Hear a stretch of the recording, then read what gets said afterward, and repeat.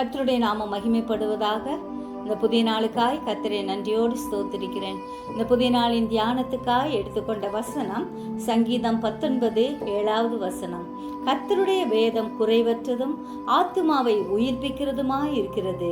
கர்த்தருடைய சாட்சி சத்தியமும் பேதையை ஞானியாக்குகிறதுமாய் இருக்கிறது. கர்த்தரின் வேதத்தின் மகிமையை நாம் நன்கு அறிவோம், உணர்ந்திருக்கிறோம். கர்த்தருடைய வேதம் நம் இருதயத்தில் இருந்தால் நம் நடைகள் பிசகுவதில்லை. சத்திய வேதத்தை பற்றி கொள்வோம். வேத வசனம் எப்பொழுதும் நம் நாவில் இருக்கட்டும். ஆண்டவரை விசுவாசிக்கிறவன் எவனும் வெட்கப்பட்டு போவதில்லை என்று வேதம் கூறுகிறது. எனவே வேத வசனத்தை பின்பற்றுவோம். அது நம் ஆத்துமாவை உயிர்ப்பிக்கும்.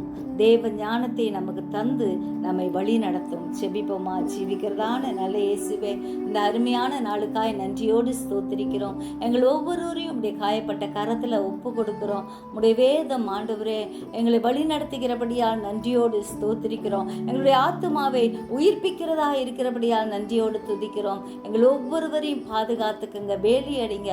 கண்ணீரை துடைக்கிற ஆண்டவர் இறங்கி அப்பா அற்புதங்களை செய்யும்படியாய் செபிக்கிறோம் ஐயா. எங்கள் துக்கத்தை எல்லாம் சந்தோஷமாய் மாற்றுகிற ஆண்டவருடைய கரத்துல எங்களை வெறுமையாக்கி ஒப்பு கொடுக்கிறோம். நீர் எங்களை வழி நடத்தும்.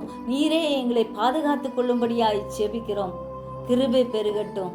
உலக நாடுகளின் சமாதானத்துக்காய் செபிக்கிறோம். ஆண்டவர் தாமே சமாதானத்தை கட்டளையிடுவீராக. எல்லா ஆண்டவரே பிரச்சனைகளும் நீங்க கர்த்தரை கிருபை செய்வீராக. உம்முடைய ஆண்டவரே அப்பா திவ்ய வசனத்தின்படி நாங்கள் அனைவரும் தேற்றப்பட்டு உயிர்ப்பிக்கப்பட்டு முன்னேற கிருபை தாரும். ஆசீர்வதியும் பலப்படுத்தும். கிருபை சூழ்ந்து கொள்ளட்டும். இயேசுவின் மூலம் ஜெபங்கேளும் பிதாவே, ஆமென்.